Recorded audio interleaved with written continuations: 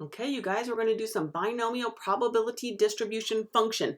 Now we're going to start calculating some of these probability distributions. So up here, we did some of these up here by hand as we were looking back through that. And so it's nice to see kind of what's the basics, right? What are my, as we're looking back through here. But here's the deal. Look at how many options were available just with 4 trials. Do you think that's all we're ever going to have is just 4 trials that we're looking at? No, right? No, we are not. So with that being the case, we want to be able to work with large numbers because that's where our stats gets accurate, right? So we still want to be able to work in terms of all of those large numbers. So the probability of obtaining X success in N trials. So here are some variables, and these are variables that we're going to be using. Same variables that we've already talked about. Same variables that we've been using this entire time. Guess what? Still are. Is given by this formula. And I don't get wigged out by this formula because we're not actually going to calculate this way, but I want you to see what it looks like. N choose C, or N choose X. Probability of it to the X exponent 1 minus P of N minus X. I want to just highlight this little piece right here, just so you're clear. So here is a formula where P is a probability of successes. So we have N trials and X successes, X successes, N trials, P is a probability of success. This is what we're looking at. This symbol is for combinatorics. It is math. It is how math works out. I'm off to the side over here. I'm going to do like N choose X is actually N factorial. That's called X factorial of N minus X factorial. So a factorial, all right, that's the exclamation point. That is, let's say I have, I don't know, 3 factorial. That just means 3 times 2 times 1. It's just whatever the factorial is, it's that number, and then you multiply all the numbers to get you down to 0. So 20 factorial is 20 times 19 times 18, blah, blah, blah, all the way down to 1. You just multiply that out. That's a factorial, all right? Now, here's the deal with this. That's cool, right? We know that's cool. We're hip on what's cool in math. However, what I will say, this is cool, but we will use StatCrunch. This is cool because we know it is, but we will use StatCrunch for the calculations. So you're not going to have to actually calculate things out with factorials using combinations. We're not going to have to do any of that stuff. However, I mean, we got to recognize the coolness there, right? So here is what StatCrunch is using, this formula. StatCrunch is using this concept, and it's going to plug out the values for you, all right? But I think it's always good to know what's the basics behind it. All right. So, and it's always good because this is a binomial and it is fixed trials. So I know that my X is going to represent 0 because 0 things are happening, right? 1, 2, 3, all the way up until N, right? Because that's however many trials that we're looking at. Does that make sense? Okay. So one more thing that I want to point out whenever we're looking at our probability distribution, you have to make sure the requirements are met first. The binomial experiment, which is why we went through those already, requirements are met first.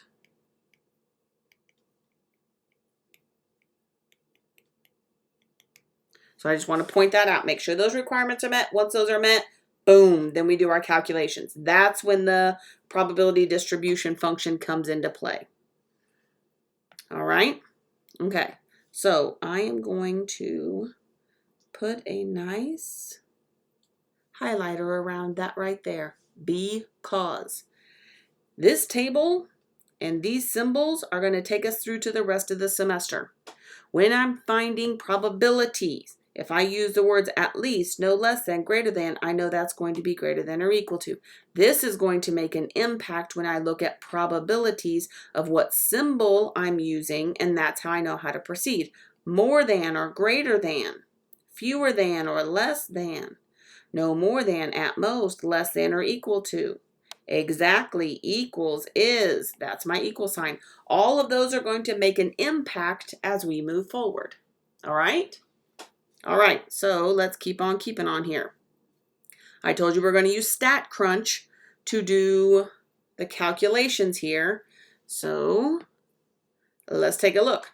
According to CTIA, 72% of all adult Americans would rather give up chocolate than their cell phone.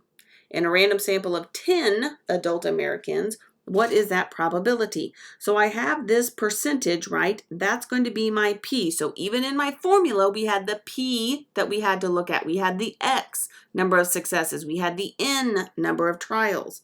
So 0.72, right? Because you always have to change it to a decimal. N, in this instance, is 10 that we're looking at. And then we're going to be looking at our probability. So this says exactly 8. So when it says exactly 8, this is the probability of 8, specifically 8. And then this is my X value that we're looking at. All right? Okay, so we are going to go to StatCrunch. So I'm going to scoot this over so we can see StatCrunch here. Now, in StatCrunch, we are looking at binomial distribution. Everything, remember, we said everything goes under Stat. So you're going to go to Stat, and then we're going to use a calculator. Of our calculators that are an option, which one do you think is going to be the probability, or the binomial probability one? Boom, right? Stat, calculators, binomial, and then that is where we're going. Stat to calculator to binomial. Stat, calculator, binomial. I think it was a capital B, wasn't it? Binomial. So stat, calculator, binomial. Because that's the kind of probabilities that we're going for. When you see this word binomial in your problem, when we start talking about that, that's how you know that you're going to use that calculator. Okay, so look at the options that we need for our binomial calculator. I'm going to scoot this over so we can try to see two things at once. What is it asking us for? It's asking us for N. We have an N. It's asking us for P. We have a P. It's asking us for the probability of something happening. And this is a drop-down menu. Notice we have an equal right here because this equals 8. And so we're going to plug that in there and then it'll compute it for us. That's literally what we're doing. All right. So N, according to our problem, is 10. So that's good. But our P here is 0.72. And then this equals 8. And then we compute. And there it is. Right? And we are going, I don't know, let's go to 4 decimal places. All right? So that's usually what it's going to end up being. So if we're looking at our 4 decimal places here, let me pull my thing back over. And then the probability of 8 being the case is going to be 2, 5, 4. And then do you see how this is going to round up? This is a 9, so that rounds that up to an 8. So 0.2548. Do you see that? So 0.2548. That's exactly 8. So equals 8. That's how many he's going to give up chocolate. All right. Okay. Now, what if I have fewer than? Do you see that? Fewer than. What's that going to look like? The probability that X is less than, yes, fewer than 3. So let's come back over here to StatCrunch. We still have 10. That's how many that are in our sample. The P is still 0.72. That's still from my problem, right? Here, I am now going to have less than 3 and then compute that. Do you see where this is coming from? All right, so fewer than 3 that we're looking at would rather give up chocolate. So my probability to 4 decimal places is 1, 2, 3, 4, but the 6 pumps that up, so I'm going to do this makes it a 10 then, right? So 0.0010, 0.0010. So several things you need to look at here. Thing number 1, if I'm looking at this problem, I have fewer than. You have to be able to use these words and come up with your probability. Exactly, come up with the probability and then identify the different pieces of your problem that you can then plug into StatCrunch. We don't have to do this big crazy formula. Oops, it's on the other page. We don't have to do this big crazy formula. We're not going to try to go down that road. But this is what StatCrunch is actually doing in order to get us there. You need to focus on this to make sure you're using the right symbols. All right. What about at least 3? So 3 or more is what we're looking at there, right? 3 or more. And that's what's going on. Now you got a couple of ways to pull this off, right? If I'm up here at fewer than 3, and this next one is going to be the probability that x is greater than or equal to 3, 2 things that you can do here. 2 options. Option number 1, StatCrunch. Because we already have it up, and all you have to do is just change this symbol and compute. Right? So we've got 0.9990. If I'm rounding, it's 0.9990. That's option 1. Option 2, oh, you can't see that. That's what makes me awesome. I've got skills to pay the bills, you guys. So option 1 is StatCrunch, which we just did. Option 2, which we're looking at right now, if I know that all of them together is a full probability. Now let's go back to our roots. All the probabilities all together are what? 1. Every single time. Doesn't matter what we're talking about. All probabilities always add up to 1. So look at what's happening. If I know that less than 3 is this probability, what do you know for a fact is going to happen with greater than or equal to? It's a complement. Exactly. So you could do the probability that x is greater than or equal to 3 is the same thing as 1 minus the probability x is less than 3. Scoot it up just a tad. So this is 1 minus 0.0010. And what do you get? La. Right? I'd probably just use StatCrunch if I already had the values in there. It just makes my life easier. But what ifs? I want to make sure you understand these concepts don't go away. I'm not forgetting any of these concepts. All right? They all still hold true. All right. So good. So I can do less than, I can do greater than, I can do equal to some value. Look at this part D right here. Oh, I don't have enough storage. Well, it's good to know. Look at part D right here. This says between. The number of adult Americans who would rather give up chocolate is between 5 and 7. So my probability here is between 5 and 7. Right?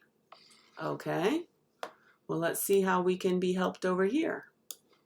Check it out. Now, I feel like StatCrunch does this backwards, but whatever. This looks like between is selected, but it's not. The white one is the selected one. The blue one is the not selected. So then we would have to select the between part, right?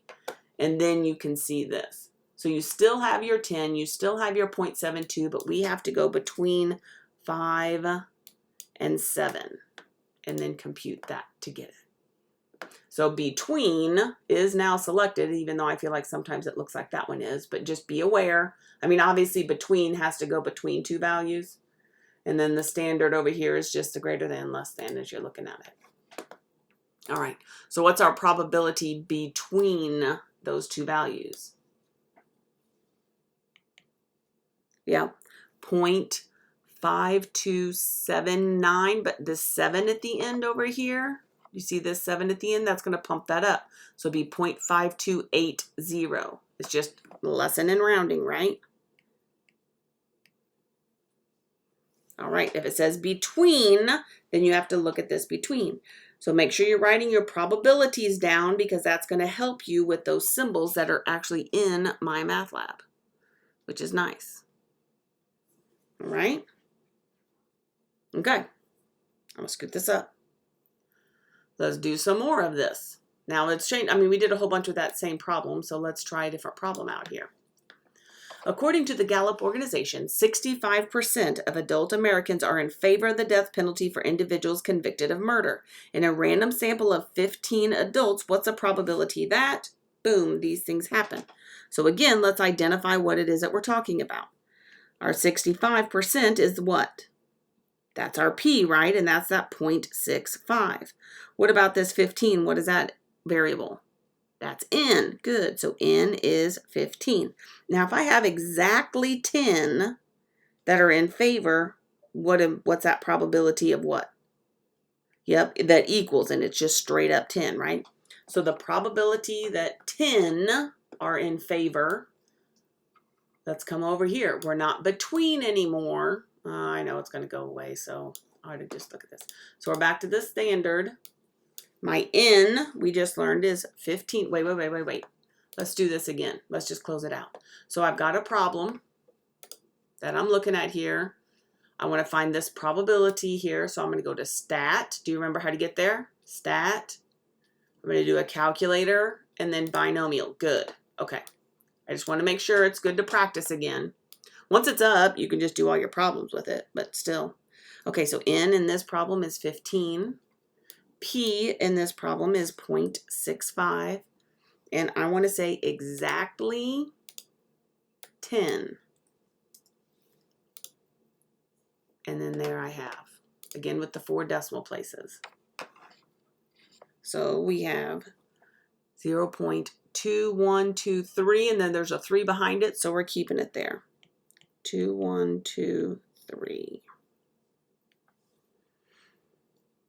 All right. So what about no more than 6? So 6 is an option, but what's the symbol for no more than 6? Yes, so up to 6 or less than that, right? So 6 is included, so no more than 6. 6 is valid, but it also has to be less than that value. Do you see that? So that's the key. And you can always come back to this chart, right?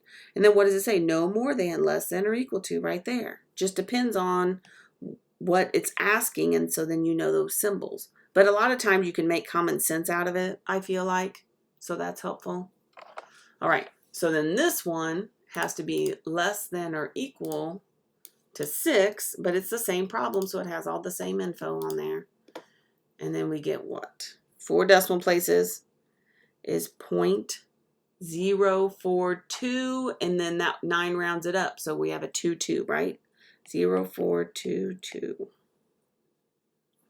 StatCrunch is the bomb, right? That is the business. If I'm looking back through these problems and I want to say, I'm doing my calculations. I just want to make sure that I know what's happening, right? So what's the probability that 10, exactly 10 are going to be in favor of it? 0.21, right? 21-ish%, depending on how you want to look at that. That is what we're talking about here. All right, good. It's just StatCrunch is doing the calculations for us. We still have to be able to look at these numbers and think through what it is that we're talking about. Cool.